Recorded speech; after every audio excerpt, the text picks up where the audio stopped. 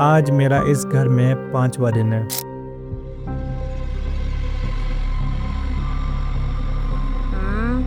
एक बार फिर एंड्रू की आंख बेड पे खुली थी,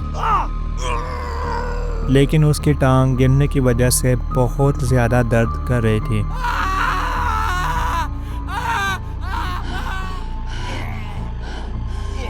मगर उसे हिम्मत नहीं हारनी थी और आज उसे इस घर से हर सूरत निकलना है, चाहे जो मर्जी हो जाए।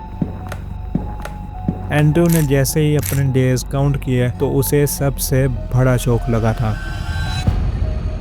क्योंकि आज एंड्रू का इस घर में आखिरी दिन था और अगर आज इस घर से वो ना निकल सका, उसने सैडली अपने काउंटिंग पूरी की और ऊपर को जाने लगा। यहाँ से एक लैंक उठाया और नीचे आके सीधा बेसमेंट में चला गया, इस बात की परवाह किए बगैर कि वो ग्रैनी को अपना सबूत दे चुका था।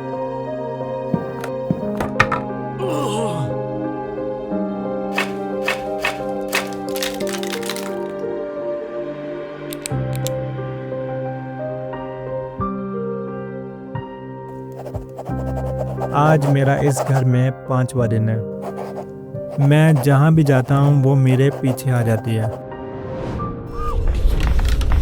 ग्रैनी ने एंड्रू को देख लिया था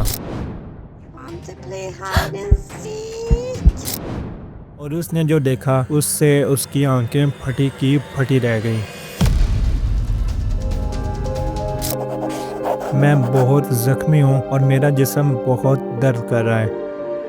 मुझे सिर्फ इतना याद है कि मैं यहाँ आने से पहले कार चला रहा था, मगर मेरी कार अचानक से बंद हो गई। मैंने बाहर निकल के देखा कि आखिर क्या मसला है, लेकिन तभी मेरे सर पे किसी ने वार कर दिया। मैंने किसी तरह सामने दरवाजे के लॉक्स ओपन कर लिए हैं, लेकिन मैं सिर्फ इतना ही कर सका। आखिर क्यों उसने ऐसा किया? नोट लिखते हुए उसकी टांग में अचानक बहुत दर्द शुरू हो गई। मुझे उम्मीद है कि किसी और के साथ ऐसा बिल्कुल ना हो जैसा मेरे साथ हुआ।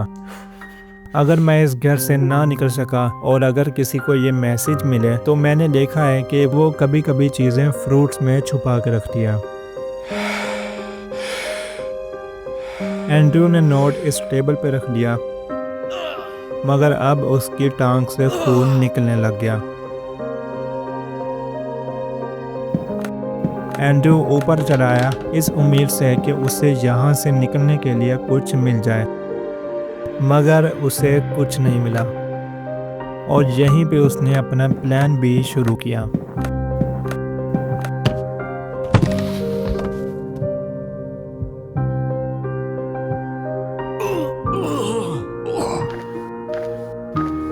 उसने हाथ में पकड़ा हुआ प्लैंक शर्ट के साथ लगाया और ऊपर चढ़ने लगा,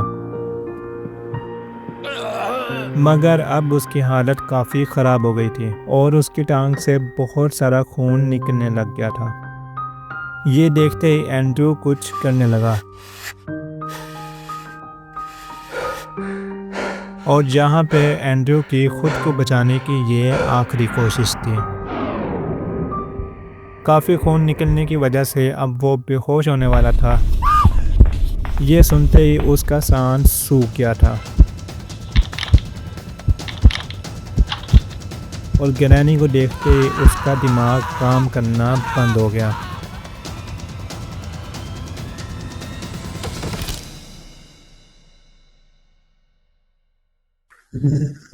और अब ग्रैनी की लॉटरी लग गई थी। ग्रैनी ने उसे उठाया और ला के सीधा इस पे डाल दिया। अब ग्रैनी चाहती तो एंड्रू का खेल फौरन ही ख़त्म कर सकती थी, लेकिन वो उसके जगने का इंतज़ार करने लगी।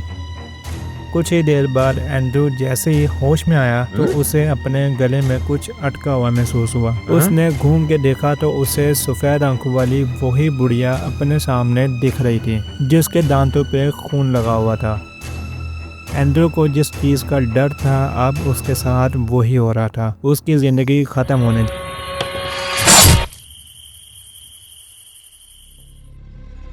ग्रैनी काफ़ी देर से यहाँ खड़े सोच रही थी कि इसे कहाँ ठिकाने लगाए, क्योंकि ये इसका पहला विक्रम था और उसे अपने पास मेमोरी के तौर पे रखना चाहती थी।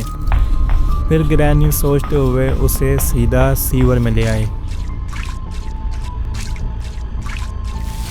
और उसे कोने में बिल्कुल डिसेंट सी पोजीशन में बिठा दिया। The best memory of granny.